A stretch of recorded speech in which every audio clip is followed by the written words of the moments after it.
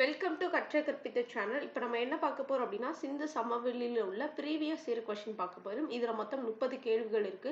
இந்த 30 கேள்விகளும் நல்லா கவனிச்சு பாருங்க. அப்பதான் எந்த மாதிரியான கேள்விகள் அடுத்து கேட்கப்படும் அப்படின்றது நம்மளுக்கே ஒரு ஐடியா கிடைக்கும். இப்போ முதல் கேள்வி பார்க்க போறோம். சிந்து சமவெளி எழுத்துமுறை என்பது கொடுத்திருக்காங்க. இடமிருந்து வலமாக எழுதுவது மட்டும், வலமிருந்து இடமாக எழுதுவது மட்டும், இடமிருந்தும் வலமாக எழுதுவது மற்றும் வலமிருந்து இடமாக மற்றும் இடமிருந்து வலமாக எழுதுவது. இந்த நாளில் சிந்துவெளி எழுத்து முறை என்பது என்ன அப்படின்னு பார்த்தீங்கன்னா, இதுக்கான விடை ஆப்ஷன் இ, வலமிருந்து இடமாக மற்றும் இடமிருந்து வலமாக எழுதுவது. ரெண்டு பக்கமே எழுதுறோம். வலமிருந்து இடமாகவும் எழுதுறாங்க, இடமிருந்து வலமாகவும் சிந்துவெளியில எழுத்து முறை அமைஞ்சிருக்கு. இரண்டாவது கேள்வி, சிந்து சமவெளி நாகரிக காலத்திய துறைமுகம் எது? மறுபடியும் கேள்வியை சொல்றேன். சிந்து சமவெளி நாகரிக காலத்திய துறைமுகம் எது? என்ன ஆப்ஷன் பார்த்தீங்கன்னா, லோத்தல், ஹரப்பா, மொஹஞ்சதாரோ, சுர்கோட்டா அப்படின்னு கொடுத்துருக்காங்க. இதுக்கான விடை என்னன்னு பார்த்தீங்கன்னா லோத்தல். இதுக்கான விடை என்ன? லோத்தல். இந்த லோத்தல் எங்க இருக்கு அப்படின்னா, குஜராத்ல சபர்மதி நதியோரத்துல இருக்கு. இது ஒரு கப்பல் கட்டும் தளம்னு சொல்றாங்க. அப்போ இந்த கேள்வியை நல்லா எடுத்து வச்சுக்கோங்க. சிந்து சமவெளி நாகரிக காலத்தில் துறைமுகம் என்னவா இருந்திருக்கு? லோத்தல் தான் துறைமுகமா இருந்திருக்கு. இது எங்க இருக்கு அப்படின்னா, குஜராத்ல சபர்மதி நதியோரத்துல இருக்கு. இது ஒரு கப்பல் கட்டும் தளம்னு சொல்றாங்க. அடுத்து மூன்றாவது கேள்வி, கீழே கொடுக்கப்பட்டுள்ள எந்த பொருட்களில் சிந்து சமவெளி நாகரிக முத்திரைகள் தயாரிக்க பயன்படுத்தப்பட்டன? மறுபடியும் கொஸ்டினை ரிப்பீட் பண்றேன். கீழே கொடுக்கப்பட்டுள்ள எந்த பொருட்களில் சிந்து சமவெளி நாகரிக முத்திரைகள் தயாரிக்க பயன்படுத்தப்பட்டன? ஆப்ஷன் கொடுத்திருக்காங்க. சுண்ணாம்பு கற்கள்கள், சுட்டமண், வெள்ளி, மென்கற்கர்கள். இந்த நாலுல எது சிந்து சமவெளி நாகரிகம் முத்திரையோட தயாரிக்க பயன்படுத்தப்பட்டுச்சு அப்படின்னு கேட்டிருக்காங்க. இதற்கான விடை என்னன்னு பார்த்தீங்கன்னா மென்கற்கள்கள். அப்போ சிந்து சமவெளி நாகரிகத்தை முத்திரை எதுக்கு தயாரிக்க பயன்படுத்தப்பட்டது என்ன அப்படின்னு பார்த்தீங்கன்னா மென்கற்கள்கள்.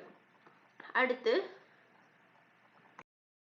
ஸ்டீடைட், செம்பு, சுடுமண் தந்தம் போன்றவற்றின் முத்திரைகள் கண்டெடுப்பு. இந்த மிக நீளமான எழுத்து தொடர் கொண்டது அப்படின்னு சொல்லியிருக்காங்க. இது மொத்தம் எத்தனை குறியீடுகளை கொண்டிருக்கு? 26 குறியீடுகளை கொண்டு உள்ளதுன்னு சொல்லியிருக்காங்க. அடுத்து நான்காவது கேள்வி, முதல் அகழ் ஆராய்ச்சியின் இயக்குனர் யார்? Alexander Cunningham. இதுக்கான விடை என்ன? Alexander Cunningham. முதல் அகழ்வாராய்ச்சியின் இயக்குனர் டைரக்டர் யார் அப்படின்னு பார்த்தீங்கன்னா அலெக்சாண்டர் கன்னிங்ஹாம். இந்த அலெக்சாண்டர் கன்னிங்ஹாம் வந்து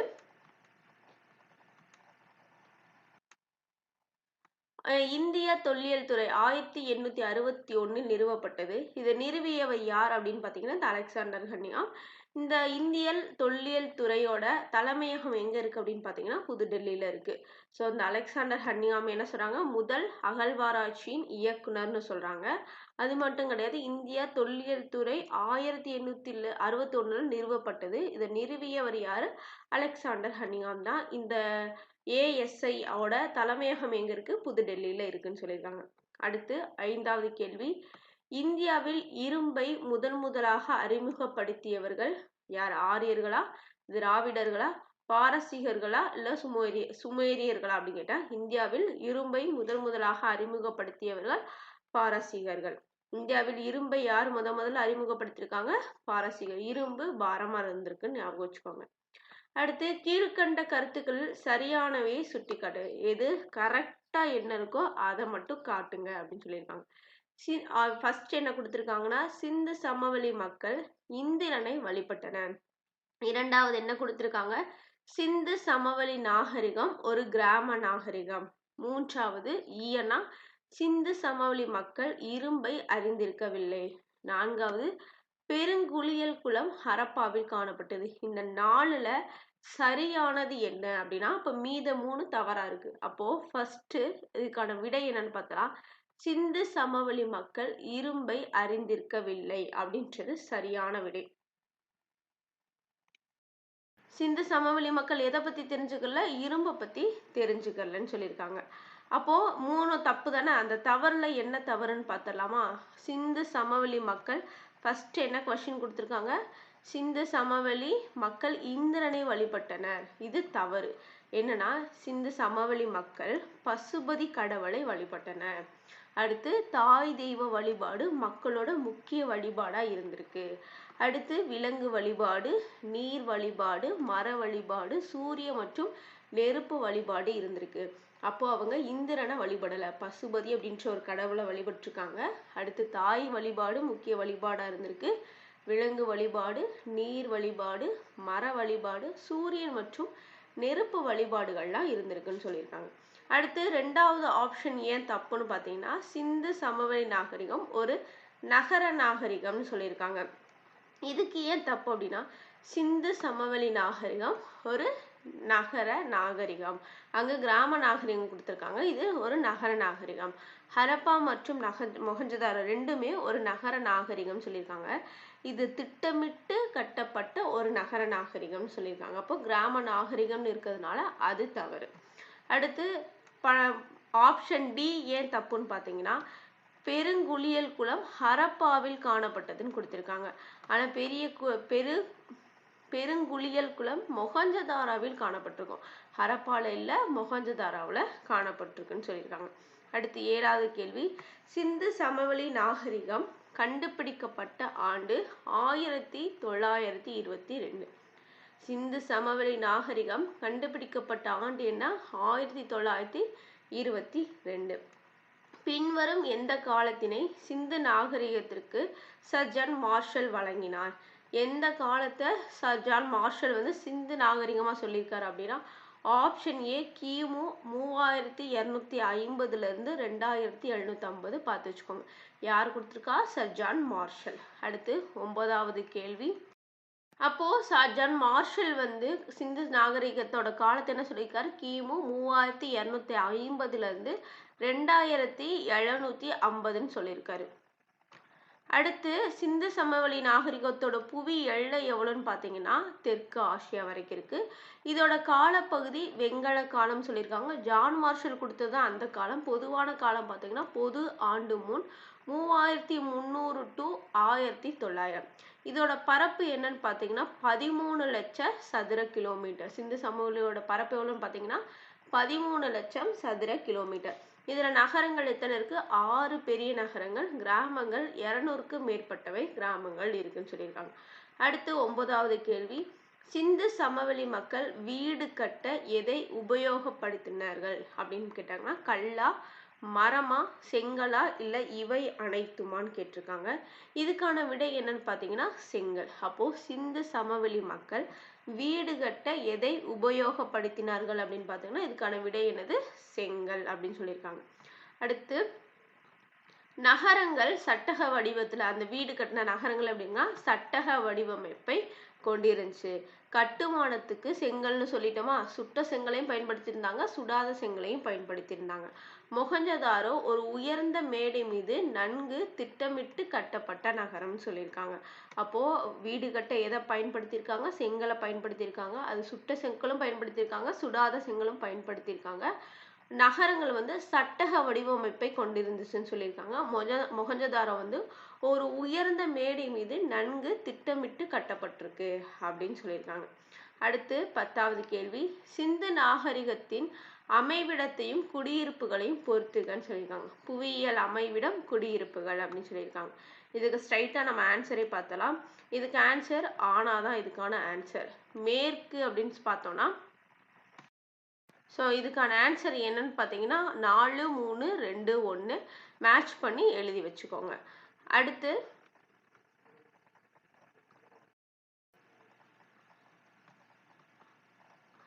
அடுத்த கேள்வி 11வது, நாட்டிய மங்கை என்ற வெங்கல உருவ பொம்மை எங்கு கண்டெடுக்கப்பட்டது? நாட்டிய மங்கை என்ற வெங்கல உருவ பொம்மை எங்கு கண்டெடுக்கப்பட்டது? Option A Delhi, option B Lothal, option C Mohenjodaro, option D Rupar. இதுக்கு நாட்டிய மங்கை என்ன சிலை? வெங்கல உருவ பொம்மை எங்க கிடைச்சிருக்கு அப்படின்னா இதுக்கான விடை மொஹஞ்சதாரோ. அப்ப நல்லா பார்த்துக்கோ, நாட்டிய மங்கை வெங்கல பொம்மை. அது இதை மாத்தி கூட கேட்கலாம், வெள்ளி, செம்பு என்ன வேணா கேட்கலாம். இது என்ன? வெங்கல பொம்மை. எங்க கிடைச்சிருக்கு? மொஹஞ்சதாரோல கிடைச்சிருக்கு. அடுத்து 12வது கேள்வி, முக்கியத்துவம் பெற்ற இடமான ஹரப்பாவை அகழ்வாராய்ச்சி செய்தவர் யார்? முக்கியத்துவம் பெற்ற ஹரப்பாவை அகழாராய்ச்சி செய்தவர் யார்? இதுக்கான விடை என்னன்னா தயாராம் ஷாஹினி அப்படின்னு சொல்லியிருக்காங்க. முக்கியத்துவம் பெற்ற இடமான ஹரப்பாவை அகழாராய்ச்சி செய்தவர் யார்? தயாராம் ஷாஹினி. அப்ப அகழாராய்ச்சி ஃபர்ஸ்ட் கண்டுபிடிச்சது 1922ன்னு பார்த்தோம். ஸோ எல்லாத்தையும் கம்பேர் பண்ணி படிச்சு வச்சுக்கோங்க. அடுத்து 13வது கேள்வி. ஆர்.டி. பானர்ஜி என்பவரால் 1922ல் கண்டறியப்பட்ட நகரம் என்ன? மொஹஞ்சதாரோவா, ஹரப்பாவா, லோத்தலா, காலிபங்கன். ஆர்.டி. பானர்ஜி என்பவரால் 1922ல் கண்டறியப்பட்ட நகரம் 4 கொடுத்திருக்காங்க. மொஹஞ்சதாரோ, ஹரப்பா, லோத்தல், காலிபங்கன். இதுக்கான விடை என்னன்னு பார்த்தீங்கன்னா 13க்கு மொஹஞ்சதாரோ. அப்போ ஆர்.டி. பானர்ஜி என்பவரால் 1922ல் கண்டறியப்பட்ட நகரம் எது? மொஹஞ்சதாரோ. அடுத்து 14வது கேள்வி. 1857ல் ஹரப்பா தொல்பொருள் சிதையடைய காரணம் என்ன? நிலநடுக்கம், நிலச்சரிவு, ஆப்ஷன் இ வெள்ளம், ஆப்ஷன் டி ரயில் பாதை அமைக்க இங்குள்ள கற்கள்கள் பயன்படுத்தப்பட்டன. இதுக்கான விடை என்னன்னு பார்த்தீங்கன்னா 1857ல் ஹரப்பா தொல்பொருள் சிதையடைய காரணம் என்ன? ஆப்ஷன் டி ரயில் பாதை அமைக்க இங்குள்ள கற்கள்கள் பயன்படுத்தப்பட்டுச்சு. அதனாலதான் ஹரப்பாவோட தொல்பொருள் சிதைவடைஞ்சிச்சு. எந்த வருடம்? 1857. வருடம் கூட கேட்பாங்க. ஸோ வருடத்தை பார்த்து வச்சுக்கோங்க. 1853ல மும்பை டு தானே ரயில் பாதை அமைக்கப்பட்டுச்சு. அடுத்து 15வது கேள்வி. சிந்து சமவெளி மக்கள் பின் சொல்லப்பட்ட எந்த தெய்வத்தை வழங்கினார்கள் அப்படின்னு இருக்கு. வணங்கினார்கள்னு வரும். இந்த இடத்துல மாத்திக்கோங்க. சிந்து சமவெளி மக்கள் பின் சொல்லப்பட்ட எந்த தெய்வத்தை வணங்கினார்கள் வரும். இந்திரன், வருணன், விஷ்ணு, எதுவும் இல்லை. இதுக்கான விடை என்னன்னு பார்த்தீங்கன்னா எதுவும் இல்லை.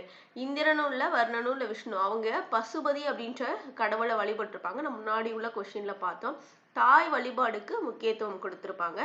நீர் வழிபாடு, மர வழிபாடுலாம் செஞ்சிருப்பாங்க. நம்ம முன்னாடி உள்ள கேள்வியிலேயே படிச்சிருந்தோம்.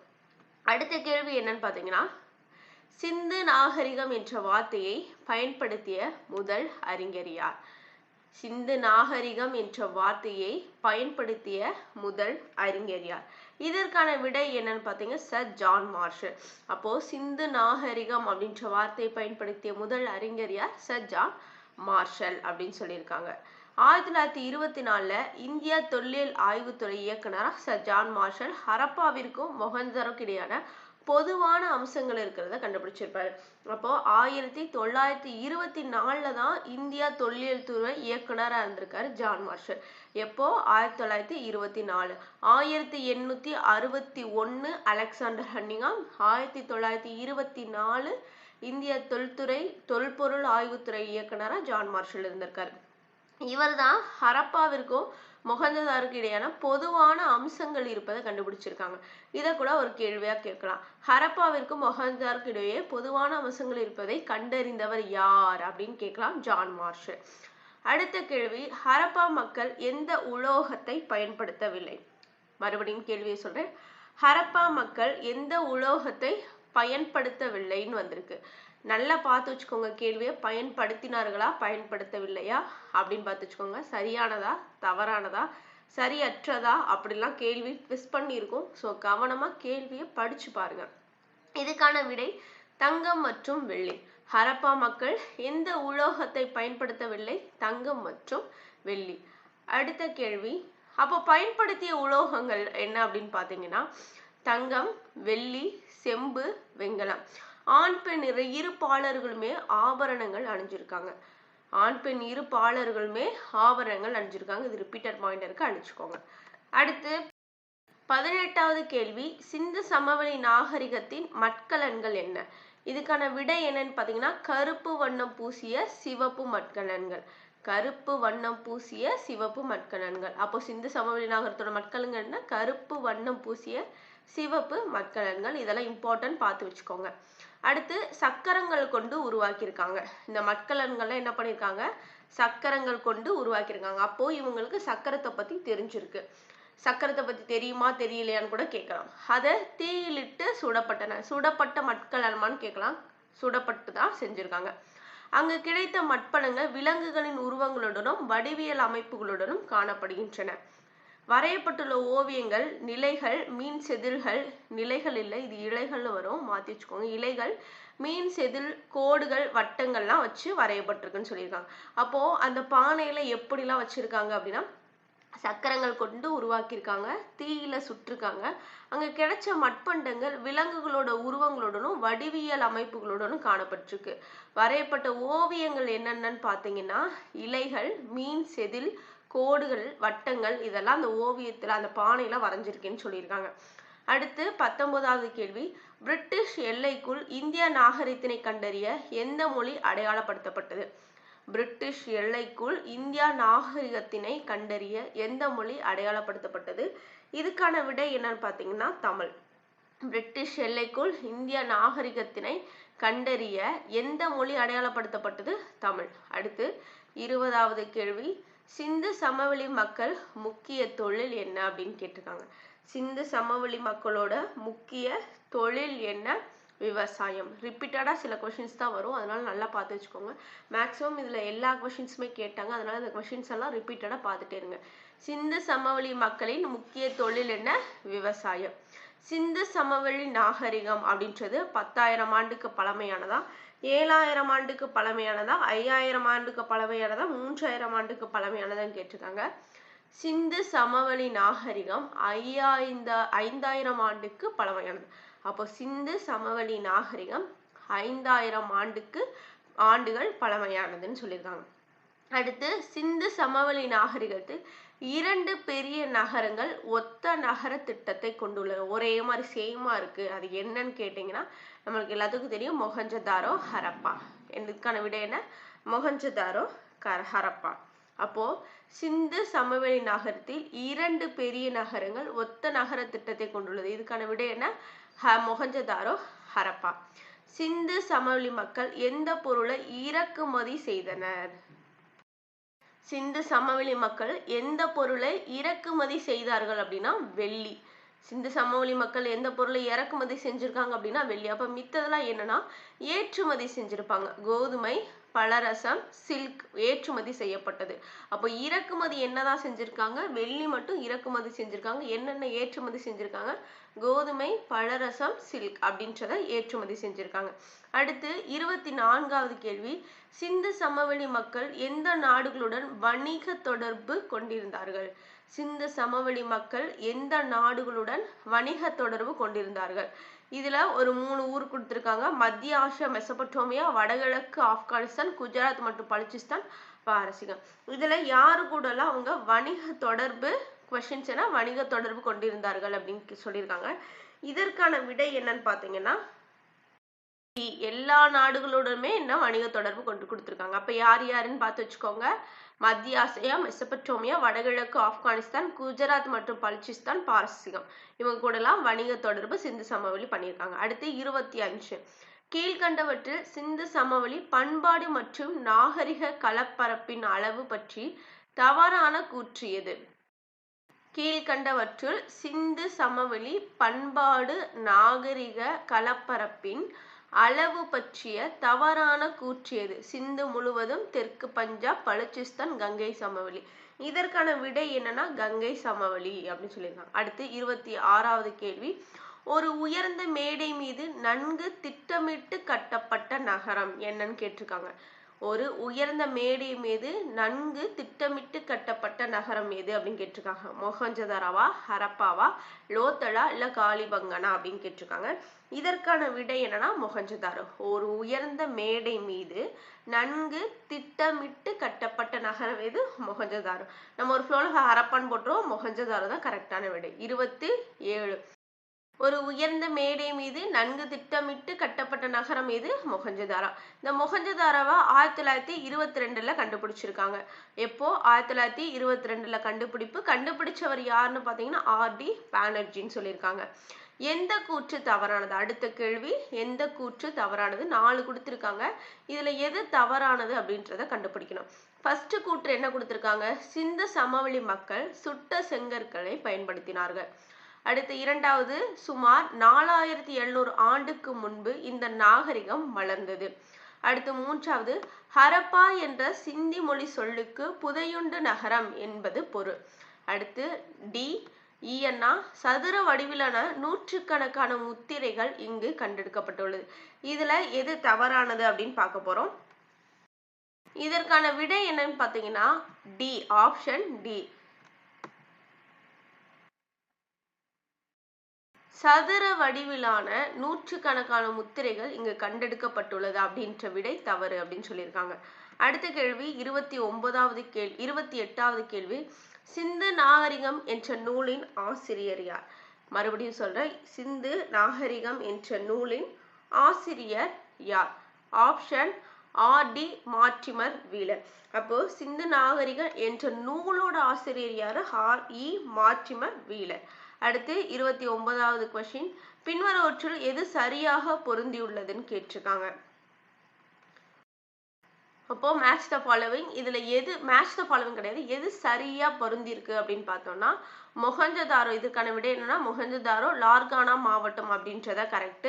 இந்த ஹரப்பா, லோத்தல், காலிபங்கள்லாம் தவறு. அதுக்கான கரெக்டான விடை என்னன்னு பாத்தீங்கன்னா ஹரப்பா ராவி நதியோரத்துல இருக்கு. இது எங்க இருக்கு அப்படின்னா மேற்கு பஞ்சாப், தற்போது பாகிஸ்தான் சொல்லியிருக்காங்க. லோத்தல் அப்படின்றது நம்ம ஏற்கனவே முன்னாடியே பார்த்தோம், சபர்மதி நதியோரத்துல இருக்கு. இது எங்க இருக்குன்னா குஜராத்ல இருக்கு. காலிபங்கன் அப்படின்றது காக்கா நதி அப்படின்னு சொல்லியிருக்காங்க, தென்கரையோரம் ராஜஸ்தான்ல இருக்குன்னு சொல்லியிருக்காங்க. இதெல்லாம் எழுதி வச்சுக்கோங்க. அடுத்து 30வது கேள்வி. சிந்து சமவெளி நாகரிக காலத்தில் கப்பல் பட்டறை எச்சங்கள் எங்கெங்கு காண கிடைத்தன? சிந்து சமவெளி நாகரிக காலத்தில் கப்பல் பற்றை எச்சங்கள் எங்கெங்கு காண கிடைத்தன? இதுக்கான விடை அம்ரி அப்படின்னு சொல்லியிருக்காங்க. சிந்து சமவெளி நாகரிக காலத்தில் கப்பல் பட்டறை எச்சங்கள் எங்கெங்கு காண கிடைத்தன? இதுக்கான விடை அம்ரி அப்படின்னு சொல்லியிருக்காங்க. இதோட 30 கொஸ்டின்ஸ் முடிஞ்சிருச்சு. ரிப்பீட்டடா இதை பார்த்துட்டே இருங்க, அப்பதான் உங்களுக்கு எக்ஸாம்ல என்ன கொஸ்டின்ஸ் கேட்டாலும் கரெக்டா ஆன்சர் பண்ண முடியும். இந்த வீடியோ பிடிச்சிருந்துச்சு அப்படின்னா லைக் பண்ணுங்க, ஷேர் பண்ணுங்க, சப்ஸ்கிரைப் பண்ணிக்கோங்க. நன்றி.